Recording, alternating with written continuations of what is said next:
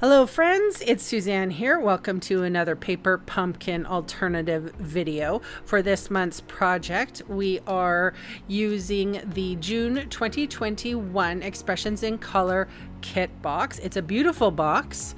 I'm going to save it for other things.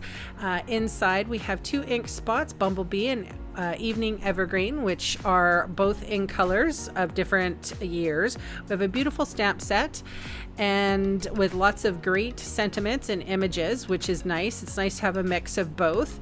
And in this little paper, they are just suggesting that the Expressions in Ink Designer Series paper coordinates perfectly with this month's paper pumpkin kit. There's even a QR code that you scan with your phone and it'll take you right to your shopping.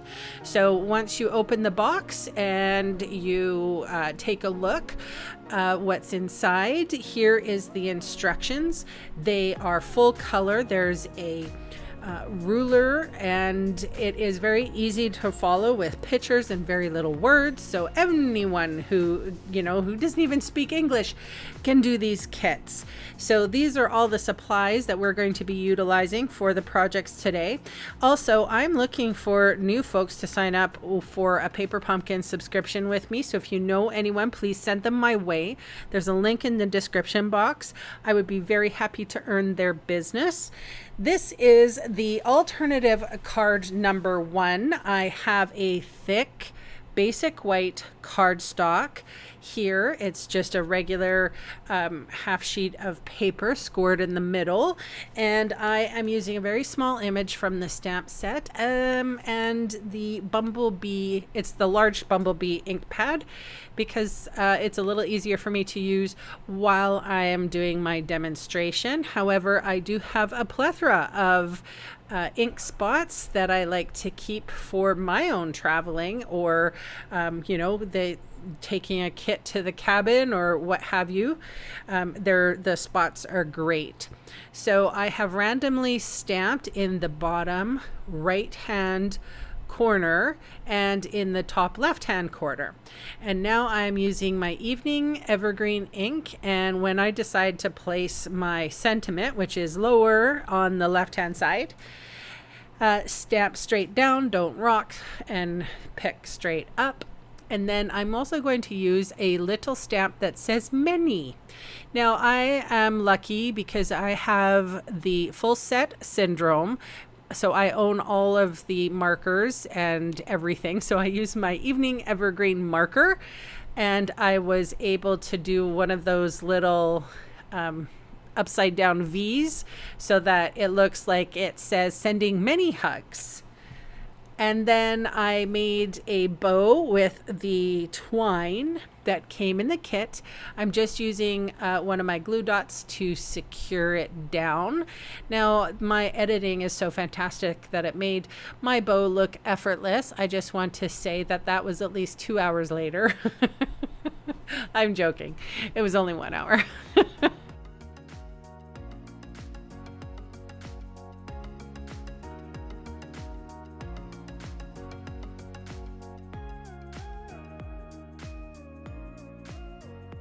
All right, here we are with card number 2. So I have the basic white card base. I have that lovely inked card base. That's the Fresh Freesia in color. And I have a basic white, it's not thick, it's just regular white stamping paper. So I cut the Fresh Freesia side, I can't even say that word, down 3 7/8 by 5 1/8, and then my basic white card was 3 3/4 by 5, and I am using Memento Tuxedo Black ink to random stamp about half of that page, so we're at about 2 inches from the bottom. I'm also using, and you can't really tell, but from black to Evening Evergreen, but I am using Evening Evergreen to stamp the leaves.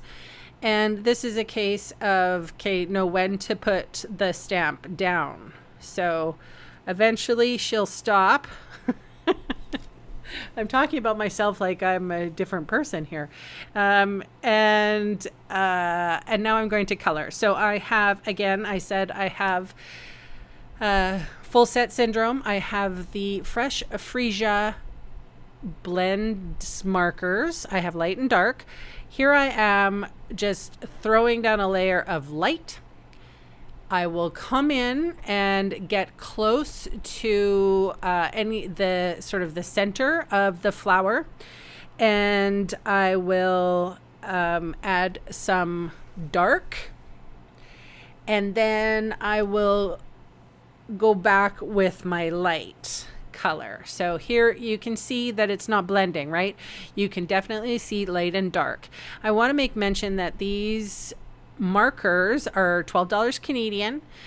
You can only get them in combos, light and dark. So, and it just seems like that's the way they were sold.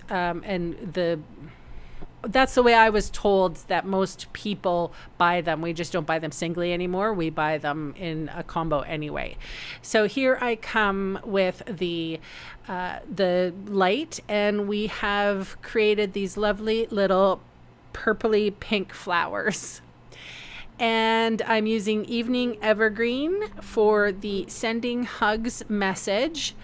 And you can see this is the reason why I always color on an absorbent piece of paper, because the ink goes right through. And if you are coloring on a nice surface like your grandfather's table from Scotland, you will not want to get marker on it. All right, there is some twine in the kit, so I wrap it around 3 times. And then I attempt to try a bow. I don't know what was going on with this bow tying once I, get started.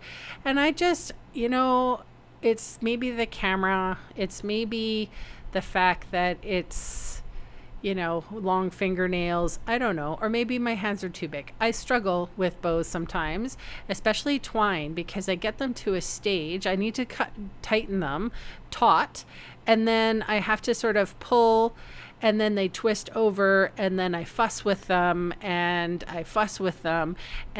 they still don't look right. And then 1 hour later, I might get something that resembles a nice bow. Anyway, I will put a little glue dot on the underneath of that as well to keep it nice and sturdy. Lots of dimensionals go on the back of this panel, and they are all going on a thick basic white cardstock. And that is card number 2. Oh, I'm going to put some embellishments on there. These embellishments are super pretty. They're like unicorns. They're very, very surreal, ethereal, if you will.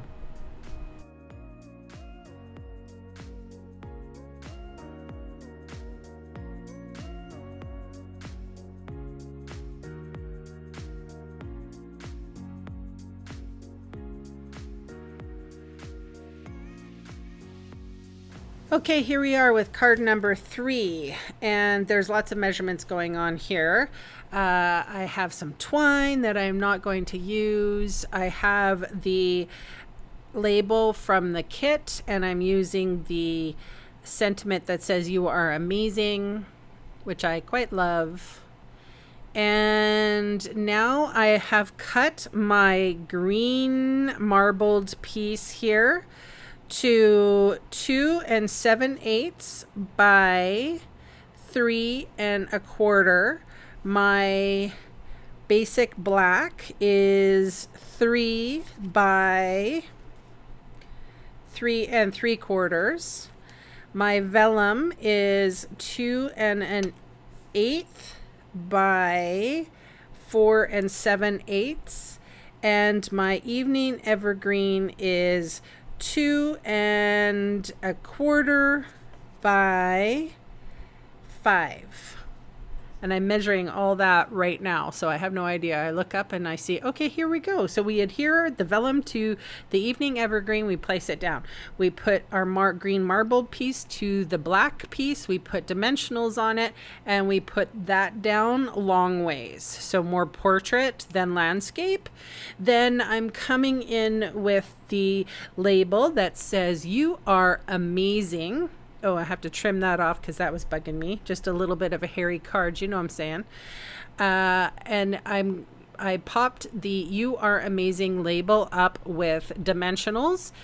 And on the left-hand side, I doubled up on my dimensionals. And you will see why. I'm going to put it on the green marbled piece, and one half of it is going to hang off to the vellum piece. So we need to double them up so that the height is correct. And then I was going to put the green leaves on the card, but I liked the white leaves instead. So I flipped it around, and even though I'm poking in a green leaf, I will eventually turn it around because I don't like it. I take off a little piece here, and you know what? It's just the leaves are not popping up against the background. The background is too busy. So it needs to be a solid color, I felt. So I flipped it around, and look at that. Now you can see the leaves and the background pops as well. So some things with card making like this, you have to look for cohesiveness, and you don't want these two elements on your cards to be fighting against one another. So this looks beautiful. You could leave it just like this. You do not have to add anything else, but of course I do. I'm the queen of embellishments, and I certainly like these sequins. They're adhesive back sequins. Whenever I put sequins on or embellishments on my projects, I always try to go for 3, 5, 7. I go for odd numbers because I feel that your eye tends to not count if there are odd numbers. Isn't that weird? If there was 4, we would count, and our brain would be more interested on how many there is, as opposed to the actual randomness of the embellishments being placed down. That's what I heard anyway. So if everybody wanted to know if Wink of Stella does anything, so just look at it before, and then look what happens to the white paper once I put Wink of Stella on. Like, it just adds that one level above. So I'm folding my card base in half, and that is card number 3.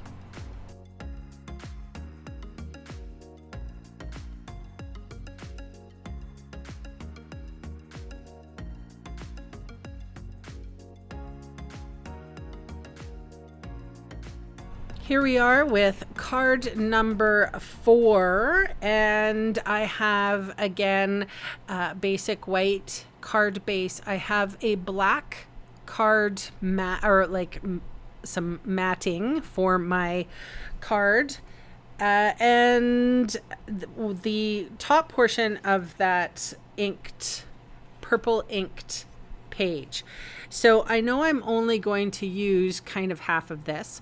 So I made sure that the black card, I'm not measuring it because you don't need to. You just want to have a very thin border around the card that you want to use. And I'm just trimming it off just because, for consistency. But what I'm going to do is put this sort of haphazard. It's going to be an angled card piece. So, and I think that's pretty cool. I've always liked that look. I'm coming in with the sentiment that says, "You are amazing." I'm inking it up with fresh freesia. I have my dauber here, and I have Highland Heather, and I'm going to just daub on the bottom half of the word amazing with my dauber, and I'm stamping. So I have sort of like an ombre purple. So to complement the colors that are actually in the card base that's in the kit. So I'm closing my card and folding it, and this is kind of how I think it wants to go. So I'm going, before I'm adhering it or anything, I'm going to cut it down. So there's a reason for that, because I wanted to make sure that there was, first of all, adhesive in between these two pieces, the black and the card front from the kit. And also because I didn't want to put it down and then have to fight with dimensionals or anything like that. So I put dimensionals on it first, figured out where I wanted to, how it was going to go. I lay it on my table so that I'm nice and straight, and Bob's your uncle. And then I'm putting these lovely little sequins, adhesive back sequins, that are in the kit. Man, they're beautiful. I love them. So again, I put an even number, and then even I put a little bit of this extra card on the inside, so when I give it to somebody I don't have to write as much, because I always forget what I should write, and then I just write in really big letters. So it's kind of nice to have something to fill up that space, and I can write in my normal handwriting.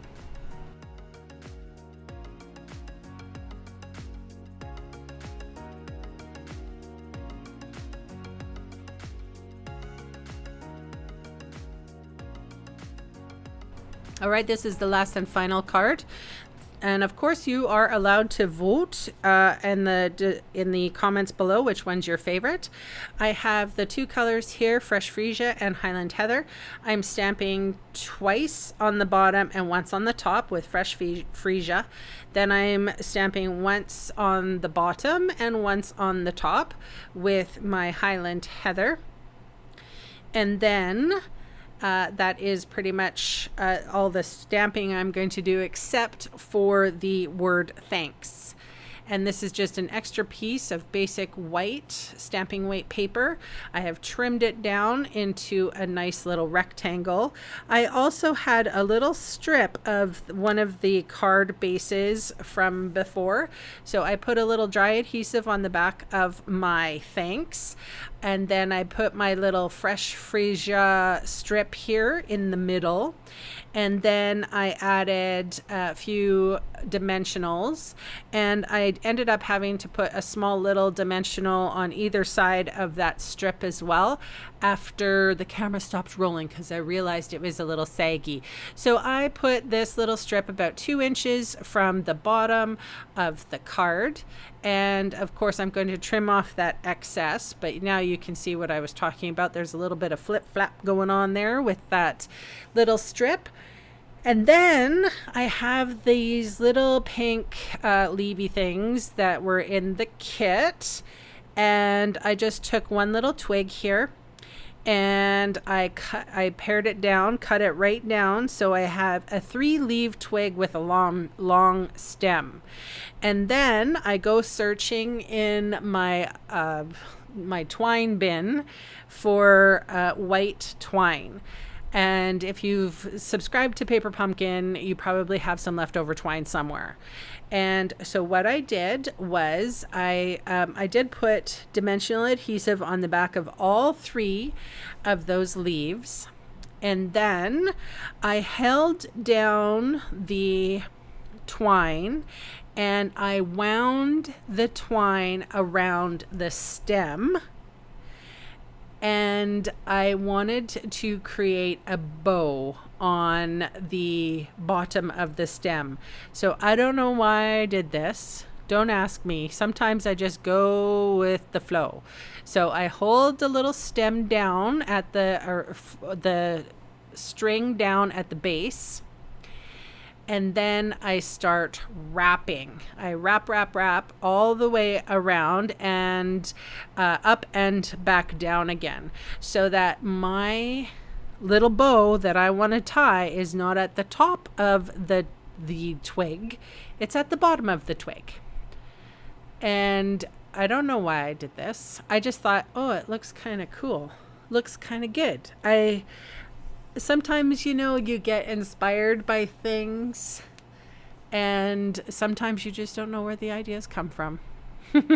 So I tied it in a knot, and then I didn't have to wait hours, because what I ended up doing was sticking this 3-leaf thing in that top right corner. I removed the release paper. I stuck it on top of those stamped splotches, and then I was able to tie a bow. So it was almost like I had an extra hand or finger helping me, because I was able to stick it down, and then I was able to tie the bow at the base of the leaves. And then I didn't want to waste all the pretty leaves, so I did tuck them in and around underneath the thanks, and then I added embellishments, of course. And that's pretty much the card. What do I need to tell you? You can see all the supplies I used today listed in the video See More section, or in the supply section of my blog. And all the links will either take you to where you're supposed to go, whether it be the online store or my blog, or some of the online classes that I have. And I don't know if you know this, but I spend a lot of time creating my classes, and I would love for you folks to register for some of the classes. They are super fun. So if you enjoy my videos here on YouTube, you will get more of that. I really appreciate your business. And of course, it helps me bring more fun videos to you. It gives me encouragement, and it helps me cover the costs as well. So I do very much appreciate your business. So here we go. This is it, you guys. I've enjoyed my time with you today. Thank you so much for hanging out, and enjoy the cards. Hope you like them. Go ahead and vote. And I think that's it. Bye for now. See you next time.